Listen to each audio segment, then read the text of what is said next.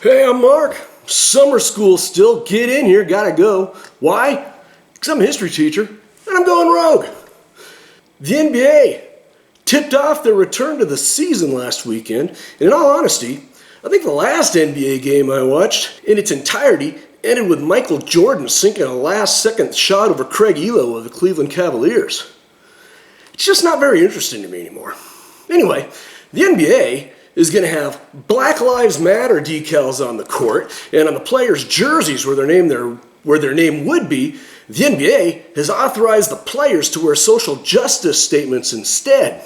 The NBA has sent out an approved list of 29 statements that players can wear, from Black Lives Matter to simply peace to the thoughtful education reform. Some players are upset that there was a list of approved statements.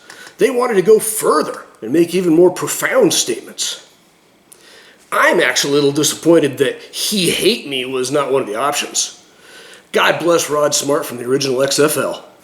These players, born with the genetic inclination to be 6'5" and 230 pounds and the ability to jump out of a building, are making millions of dollars playing a game that passed me by in high school. I'm genetically inclined to be 5'11", 240, and with a 3.5-inch vertical leap. They are playing in the United States of America, and only in the U.S. could they sign a $50 million contract. Go to Greece and see what happens, or Turkey, and see what kind of car or suit you can get with that contract. American capitalism has made you enormously wealthy. Money, man, makes hypocrites out of all of us. Let's speak truth to power. And with that in mind, let's take a look at the list of social justice statements that were rejected by the NBA. Black Lives Matter. Does that mean that mine doesn't? What if you're one of the white players in the NBA? Does that mean that their life does not matter? Education reform. One and done. See ya, suckers. The NBA tells basketball players that they must attend college for 1 year before they can enter the NBA draft.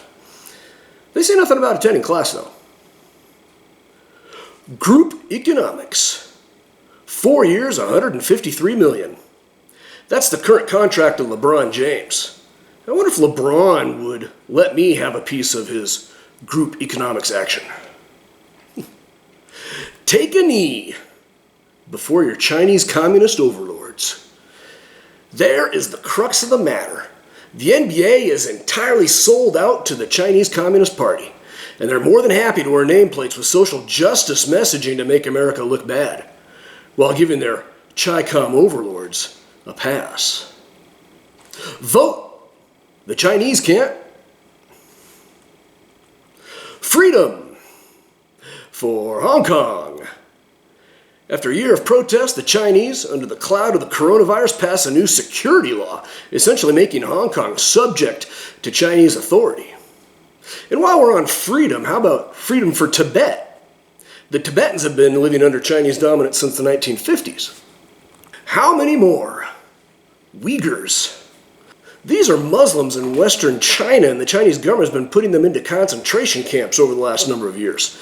In August of 2018, a United Nations Human Rights panel said that it had received many credible reports that 1 million ethnic Uyghurs in China are being held in re-education camps, and that Uyghur children are being taken from their parents to be raised by the state. Speak up for Christians persecuted in China. China is in the middle of an era of what they call sinicization. All religions must fall in line with the Chinese communist ideology. The Chi-Coms do not tolerate churches, mosques, synagogues, temples, operating outside of state control. Many churches are currently being monitored and closed down. The online sale of Bibles is prohibited, and it's illegal for parents to take their own children to church. Hear us. Trust us, Huawei can hear everything you say.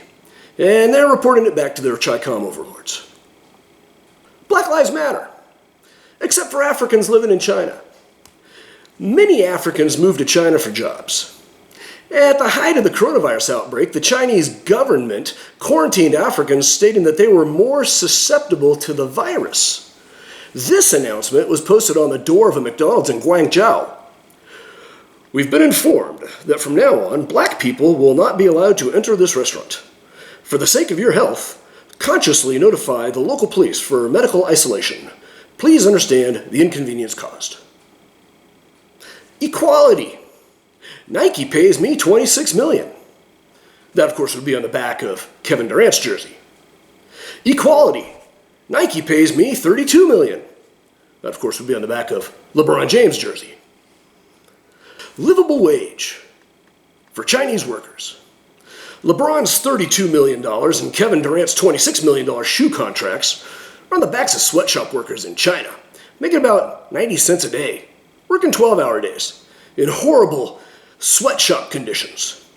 And most of these workers live in barracks with 10 or 12 other people during their off hours. I can't breathe in this Chinese sweatshop. Justice now. We are not responsible for contractor abuses.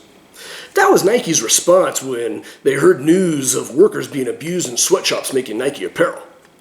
These abuses, for which Nike is not responsible, include long hours, low wages, cramped working conditions, foul air, and recruiting fees that many workers could never pay back. Mighty dollar, man. Makes hypocrites out of all of us.